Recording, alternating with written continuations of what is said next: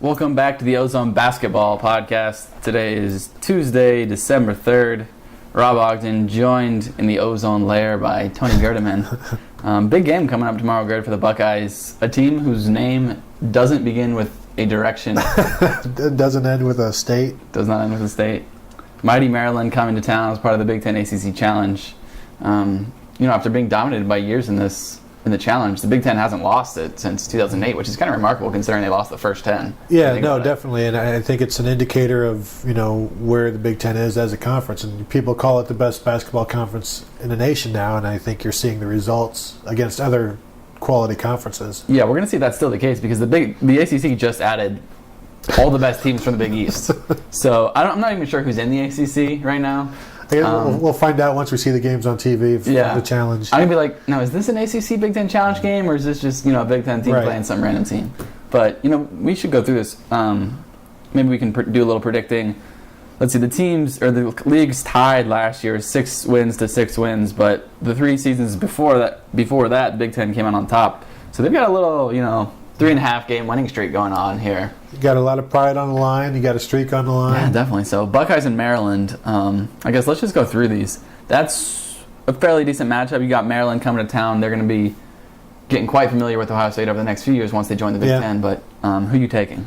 I'll take the Buckeyes. It'll be a nice indoctrination to Big Ten basketball for a team from the weak ACC. Yeah, now number 5, Ohio State, and number 3 in one poll. Yeah, in the coach's poll. I mean, it's insane. I'm sorry, but there's no way that this team is a top 5 team right now. Maybe at the end of the year they could be. Right. I could see them being a 3 seed. Yeah, then maybe that's what they meant. Yeah, maybe they're already doing their projections on the brackets. Yeah. All right. Well, we'll see. I mean, they can improve, but right now I'm not sure they're living up to that. But they haven't lost, so you keep climbing. Exactly. And you start high and you stay high as long as you win. I mean, and when you're beating, North, South, Eastern, Missouri State, you can keep winning. But there's some other good matchups. Syracuse hosting Indiana, number 4 Syracuse. Who you got in that one? I haven't seen much of Syracuse, but anytime you travel there, which Indiana's doing, I got to take the home team in that one. Yeah, I'm going to take Syracuse as well. I took Ohio State. Did I say that? I got Ohio State. Yeah, okay, I got you. I got Syracuse. I'll hold you to that one. Yeah, so these ones are tonight, actually. Yeah. Illinois at Georgia Tech. Don't you have to go with Illinois? I'm going Illinois. Yeah, because, that's your guy. Yeah, that's my guy. That's your guy there coaching. And, Georgia Tech has been so up and down, but they actually haven't been up lately. So, yeah. I don't care that Illinois is going on the road. I'll take the Illinois. Yeah, I'm taking Illinois that one too. A new team to the ACC, Pittsburgh. They're going to play host to Penn State. That'll be an interesting one to watch. I think it actually will be interesting because I want to see what Penn State can do. Yeah. I'm not going to pick them, but I'm not going to pick them either. No, I want to see what Tim Frazier does, and maybe he can lead them to a rivalry win. Yeah, I'm taking Pittsburgh as well. What you say you're taking Pittsburgh? Yeah. All right, I don't know. That will be interesting to see what Frazier can do, though. Is he legit? Yeah, he's pretty legit. I think he's legit. I haven't seen enough of him. No, he was legit 2 years ago. So, yeah. All right. Let's see. Michigan at Duke. Why are all these games at the ACC teams? I think tomorrow's are all okay. There's Iowa and Minnesota at home tonight. So. Okay. Number 22 Michigan at number 10. That would have been a better game last year, to be honest. Yeah, I agree. I don't think Michigan's really got a chance. I don't think so either. This is too early in the season for them because they're still trying to figure out what they do without Trey Burke. Yeah. Did they play Duke last year in the challenge? Ohio State. Oh, Ohio State played Duke. You're right. Yeah. I feel like Michigan beat somebody good in the challenge last year. North Carolina, maybe? It might have been. Yeah. Huh. Anyway. Or I could be wrong. Maybe they lost. Who knows? Michigan, so you're taking Duke? Yeah. I'm taking Duke as well at home. Yeah, I want to see what, I think Duke's going to have a pretty good game. Okay, so you were talking about this game earlier, Notre Dame and Iowa, and I was like, well, that's not part of the Big Ten ACC Challenge. Right. I mean, Notre Dame, and then I realized, oh, wait, Notre Dame's now in the ACC. So it is, and they're going to Iowa, number 23 Iowa. Who you got? I'll take Iowa, but, they played just a couple of days ago in some Battle for Atlantis tournament. I don't know what it is, but I watched a little bit of the game. I think it was Friday night, maybe. Yeah. And they played the tournament in a banquet hall. You could see the ceilings were, maybe 13 feet high, and like they could jump up and touch them. Almost, maybe. So it was an interesting atmosphere, but they were playing really late at night. So I think it'll be a quick turnaround. But I like Iowa this year. Yeah, I like Iowa too. We're picking on the same ones. This isn't working out like I thought. Well, I think once we get to this Florida State-Minnesota game. All right, who are you taking? This one's at Minnesota. All right, whoever you take, I'm taking the opposite. All right, I'm going to go with the home team because that's what I do. Screw the home team. I'm taking Florida State. What do you know about Florida State? Absolutely nothing. Very, very little. But I'm taking them because you're. What if Jameis Winston can't play? If Jameis Winston can't play, that's going to hurt. That could drop them in the standings. Because he's on the baseball team. Right. He's obviously the quarterback, so I assume he must be on the basketball team as well. Small forward, backup small forward, something like that. Yeah, they could use him. I'm taking Florida State. Winston or no Winston. I'm taking Gophers. All right, fine. Jerry Kill or no Jerry Kill. What sport are we talking about? I can't remember. All right. Wisconsin's traveling to Virginia. Number 8 Wisconsin at Virginia. Yeah, you got to go to the Badgers there, I think you have to go Badgers. Northwestern at NC State. I'm taking NC State because you just never know with Northwestern. Yeah, I'm tired of Northwestern. Yeah. Get out of here. I'm sick of them. North Carolina at Michigan State. This will actually be a good one. North Carolina is not quite the North Carolina that they have been, but Michigan State's number 1. But every time I watch them, I feel like they're like on the verge of losing to a bad team. No, it's almost there's some panic that goes on in most of their games, and you wonder if North Carolina, who does have talent, but will they be able to take advantage of that panic? Right. But it's tough to win at the Breslin Center. Yeah, you're going Michigan State. Yeah. Yeah, I think I am too. I think it might be closer than the pundits think. But now we got two big ones coming up. Bring it. All right, Boston College at Purdue. Yeah. You're going to take Purdue because they're the home team. Right, I will do that, yes. But I kind of wanted to take Purdue too. You can do that, then I'll take Miami over Nebraska. No, I refuse to take Nebraska. I will never pick Nebraska in All right, in basketball. you know what? Nebraska, they've got... They're the home guts. team. You have to take the home team. You know what? I like their coach. He's a funny guy. And I think, to be a winning coach, you have to be funny on Twitter. Yeah. Oh, he is funny. Yeah, he's a good guy. So I will take the Huskers over Miami, and they will beat the Hurricanes on a late 2-point conversion. Ooh. That never happened in the Orange Bowl. Wow. Okay, that's fair enough. Let's add this up. So let's see. Syracuse, Illinois, Pitt. Let's see. What do we differ on 2 games? We differed on Florida State, Minnesota, and on Miami, Nebraska, because you took you took Nebraska, and I'm not taking Nebraska. Now I'm actually going to have to pay attention to these 2 games. All right, so I'm not going to add this up. This is going to take too long, but it should be fun to watch tonight and tomorrow. So that game, what time? That game's 7:00 tomorrow. Ohio State game. Yeah, I think it's a good reintroduction into the basketball season. Yeah, and it's a good introduction for me into which teams are actually in the ACC.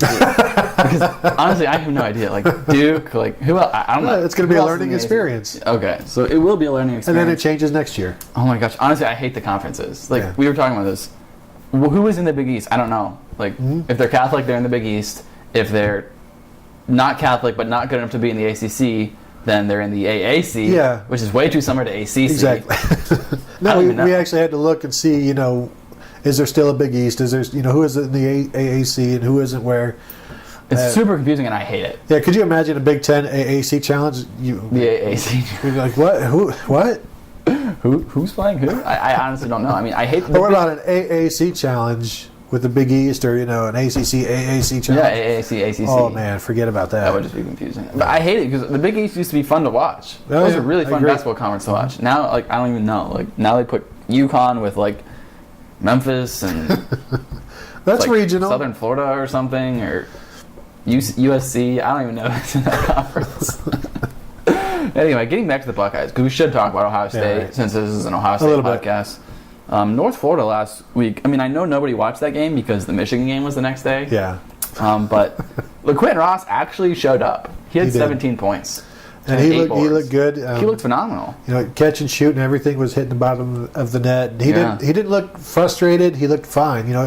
You start wondering if this all is going to start, just ganging up on him, mentally. But there was none of that. Yeah. I mean, he looked like the LaQuinton Ross that we've been talking about for weeks that we thought he was going to be. I mean, he was crisp. I mean, even on defense, he did his job. He had a team leading 8 boards. Right. He looked engaged in the game. It was a completely different player than what he had been the past 3 or 4 games. Yeah, and the customary you sit for the last 15 minutes of the game never happened. So I was surprised because Mata pulled him out at about the same time, and I was like, "The dude's got 17 points. Let him play." And then he got back in with about 5 or 6 minutes, I want to say. So he got back in. So that was good to see. Yep. that's huge, right? And you see the difference in the point total. They scored 99. Yeah, I don't think it's a coincidence that the night that Q Ross goes for 17 is the night that they shoot 70% from the floor and score 99 points. Yeah. But that's really the player they need if they're going to do anything. If they're going to win the Big Ten, if they're going to be the number 3 team in the country, like they are right now. I mean, I think it's good for everybody just to see that. Okay, he still exists. This guy that you're expecting is still here, and can pop up. Because if they're the team that they were Friday night, now that's a team to be afraid of. Yeah, I agree. The team that they had been the past few games was like, Yeah, especially when your 8th guy off, your number 8 guy or 8-9 guy, Del Valle, 17 can just come in and start. Okay, I mean, I don't know if you watched the game. Yeah, I did. But, okay, good. That dude could not throw the ball in the ocean in the first half. He was missing everything. Seriously. I mean, he airball, he wasn't hitting anything. In the second half, he couldn't miss. Mm-hmm. Like, at first I was saying, why? Like, if he can't make a shot, he doesn't bring anything to this we team. talked about that last week. Yeah, if he's not making shots, he can't play. And he comes in the second half, and he's just on fire. He's everything. Bottom. So, I mean, that's the guy he's got to be if he wants to get those minutes. Completely. Yeah, definitely. And if they can get that from him, they're a completely different team. Mm-hmm. If they get what they got from him and from Ross... And we haven't talked about it. Well, and there's 34 points right there. And they're probably 34 points away from what they've been scoring, of late. They've been in the 60s. You add those two in, and now you're suddenly in the 90s. Yeah. So, they get to 99. They don't get to 100. And the loudest that arena has been all season was when, in the last minute, when those fans won at 100 points. Because, a 40-point win is not enough. It was 99 to 65, but that 1 point, that'll make the difference. And then you get Jake Lorbach who gets fouled, and you think, okay, he's got 2 chances to hit 1 free throw. Right. Lorbach goes to the line, 20 or 30 seconds left. Misses both. Did you see his tweet? Yeah, that was great. I got 99 problems, and they all free throws. So Lorbach, he fails the fans. He's not going to be a fan favorite anymore. You know who they should have put in that game? You know who would have sunk those? I think I got an idea. Andrew Goldstein. I agree. I mean, he would have sunk those free throws. No, he's a guy that... When you need that 100th point, he'll get it for you. Right, you go to him, and he will not fail you. No doubt. Amir Williams, though, he did not fail them. No. What do you have, 18? Team leading 18, I believe? 18, 7 rebounds. Double figures in his past 3 games. In those 3 games, he's averaging 10 rebounds a game. They say once is a coincidence, twice is a trend, 3 times is a fact. I asked that after the game. Is this more than just a trend? Is this a fact? Well, we ask it every week. How much longer can you keep doing this? And, he keeps doing it. I want to see him do it against one of the non-directional schools. We'll see, tomorrow. Tomorrow night. I mean, I don't know a whole lot about Maryland. Have you watched them at all? No. What do you think is a good performance against Maryland? What would make you think that he's continuing to be him? I think double figures. If he can get even 10, 12, and then maybe 7 boards, I'll say. He might be legit. And I think he has to look good doing it, play well doing it. Right. But I mean, because he looked confident, really. Oh, yeah, completely. I feel like that's not been a characteristic of Amir Williams. No, it hasn't. No, and his mindset, his demeanor on the court is different. He's never hanging his head. Right. It's fun to watch when, you see what he was as a freshman, which, when he played as a freshman, you projected to something beyond maybe even what he is now, and when that doesn't happen, you start to just dismiss him. And then this year he sort of blossoms again, and I'm looking forward to seeing what he does against Maryland. I am too. I mean, because if he regresses back to 4-4 or whatever, and then I'm going to be like, well, and then when his next 6 performances are all double figures against Central Wichita State, then you're like. Well, okay, that's fine, but we don't know what we're going to get from him in the Big Ten, so it's still a waiting game. Right. I think this game will answer, some of those questions. Yeah, I mean, double figures in 4 of his last 6. We got to see if that keeps going. Right now, though, if they're getting the production from Amir, production from Ross, production from De La Valle, they've gotten what we had hoped or thought they would get from Scott and Thompson and Lenzel and Kraft for the most part. If they're getting all those guys to perform, that's kind of that's as good as they can be, I feel like. Yeah, that's what you're shooting for. I still think they'd like to get more out of Sam Thompson, but it's not because, Sam Thompson isn't necessarily shooting well. He's just not shooting at all. Right. But as long as they're getting it from everywhere else, you can have a guy who is, passive, because there are other guys who aren't right now. Yeah. And we talked about the balance being there except for Ross. Yeah. But if Ross is getting, even 15 points a game, and then you're getting 10, 12, 13 from Scott and Thompson, the same from Lenzel, 10 from Kraft, maybe, 5 to 10 from Jay LaValle on a couple timely threes. That's what you want. If you're playing that great defense that they've played for the most part all season, that's a team that could actually do something. Right. No, I agree. And they keep showing us glimpses, and, they're putting it together. And, we might not think they're the number 3 team right now, but they show potential, definitely, to be that. Is consistency going to be an issue, though? I think that's always going to be the issue, honestly. Because right now, because Ohio State's website isn't updated, but we've got, they're tied 3 players at 11.3 points per game, leading the team in scoring. Yeah. So, that's about as consistent as you can get in terms of distribution, but those guys have to be consistent within themselves, and that's the big question mark for me. And guys like Lenzel Smith, some nights he goes for 20 whatever, and then he'll go for 4. Yeah, that's how he averages 12 points. Right. He gets 20 and then 4. Is that okay, or would you rather have 12 every game from him? You'd rather have 12, right? I think you would, but you still sometimes you need him to go for 20. Does Lenzel Smith Jr. win games single-handedly, though? No, but when he's hot, he sort of can will them to being much better, but that's not necessarily what Thad Matta wants. He wants him to be consistent. I think he does Thad not would take want the 12. Right. He does not want him to be hot and cold. He'd rather just be, okay, just go be a 50% shooter and we'll take it. We don't need 70 one game, 30 the next. So you would take the 12? Yeah, I think just that way you know what you're going to get. I think a lot of the problem is you don't know what you're going to get from night to night, and if you actually know what you're going to get, it makes it easier to game plan. Yeah. Ross has done Amir Williams has done a pretty good job of staying out of foul trouble at this point. They haven't had to go to Trey McDonald. They played Mark Loving quite a bit, and he's been capable. But if they get into the Big Ten and the way they're calling fouls, and Amir Williams gets into foul trouble, can the other guys step in there, or are they going to have to go small? I think you go with Trey McDonald as long as you can. He has to show that he can do it, and you have to trust him that he's a scholarship player. You recruited him.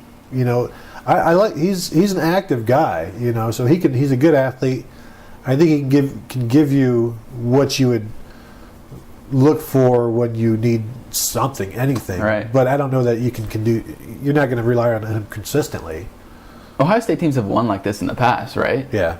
Without dominant big men, and with one guy that does just enough, and then one below average guy that comes in and spells them. And there's always somebody who does a little bit something extra, and that's why when I think the first time we did this podcast, you asked where would Ohio State finish. They were pegged 3rd, and I said that I always go one better with Thad Matta because he can always get something extra out of somebody. Yeah. So he's got a knack for getting what he needs out of the people he needs to get it out of.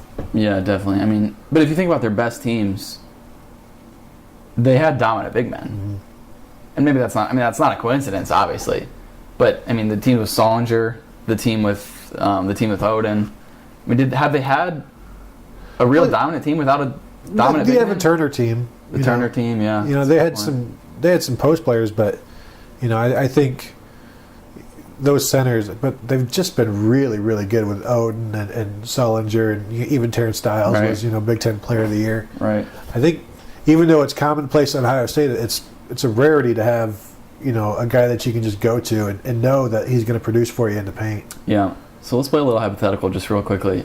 If they're getting about what they're getting now, so say 10 from Amir, 11 or so from Lenzel, 10 or 11 from Kraft, 10 or 11 from Scott, about 10 from Thompson, and then say they get up to maybe 10 from Ross.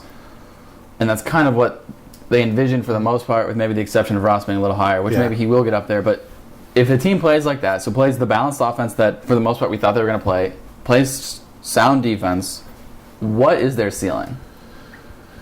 Well, I think their ceiling would be a national championship because my belief is that you only have to get hot for a certain time to win a tournament. Doubt. So the teams that do that, though, don't they get on the back of one player and ride that player? Isn't it more like that? And you wonder, and that player has to shoot as well. Oh, yeah. And you wonder, who is that for Ohio State? I think LaQuinton Ross has to be that player. So, but is he capable of being that player? Yeah, I think so. Especially playing a 4. Yeah. He doesn't have to bring the ball up the court. He can, they can move him around, without the ball and find spots for him. So I think when you've got 4 guys on the court who can shoot, then you always have a chance to win a tournament. Yeah, I mean, if you can play lockdown defense and you can shoot lights out, you can win the national championship. We've seen teams do that. Yeah, and you don't have to be a great shooting team to win a national championship. No, you just have to be hot, like riding a goalie, to a Stanley Cup. Exactly. So, I mean, that's the ceiling for this team. I think that should always be the ceiling for Thad Matta and his teams. Unless you've got 4 seniors and you lose them, your next year, it's going to be a rebuilding year. Right. This isn't a rebuilding year. No. What about in the Big Ten? I mean, are they legitimate Big Ten contenders? I think so. Yeah, I think so too. I mean, Michigan State has shown that they're. But the Big Ten is so good. How many contenders are there? 4, 5? Honestly, I don't think the Big Ten is as good this year. Okay. I mean, last year was so good between Ohio State, Michigan State, Indiana, Michigan, Wisconsin. I mean, those 5 teams were all legitimate contenders last year. I always think Wisconsin is a contender just because, for some reason, they're always winning. I think the Big Ten is good. I think it's a little bit down from what it was last year. But last year, that was I can. I mean, that conference was ridiculous, But I think Michigan is a contender in the sense that it was a contender 2 years ago when they kind of had that backdoor championship, when they got in when Ohio State beat Michigan State. I think Michigan would be more of a threat to win the tournament, Big Ten tournament, than maybe the regular season conference. Yeah. I could see them maybe getting in a 3-way tie like they did that year, But I think just speaking hypothetically, just for the sake of argument, I think it comes down to Ohio State, Michigan, Wisconsin are the 3 legitimate real contenders at this point, in my mind. I don't know. Yeah, no, I can go with you there. I don't think there's going to be a lot of separation. I think Iowa has a chance, to be maybe a couple games behind the rest of the pack. Yeah. I want to see Illinois finally do what they're capable of doing. Right. That's the thing, though. I mean, so you got some top teams. You have Michigan State number 1. You have Ohio State number 5. Wisconsin number 8. And then you've got. I mean, you're not going to. You can't sleep on Illinois or Indiana. No. The thing is, it's Purdue. Minnesota's going to beat somebody. Minnesota, yeah. There's going to be losses on the road because that's what happens. Ohio State will probably lose to Illinois, Indiana, Minnesota. Yeah. One of those teams on the road. I mean, it's inevitable. That's what always happens in the Big Ten. I mean, last year they lost to Illinois by 40. And just imagine what happens next year when Rutgers gets into the league. Yeah, I mean that will really shake things up, Nobody wants to, go to Rutgers. Rutgers are they in the ACC right now? Or are they in the AAC? They're in the AAC. AAC, yeah. I hate these conferences. I don't even know. I hate it. AAC. Yeah. Did they have to adjust the tournament for all the new conferences? Like the automatic ends? Yeah. That's a good question. They must have had to, right? Yeah, because if there's more conferences, you can't have... There's one less at large. That's interesting. That is interesting. I hate the new conferences. Anyway. All right.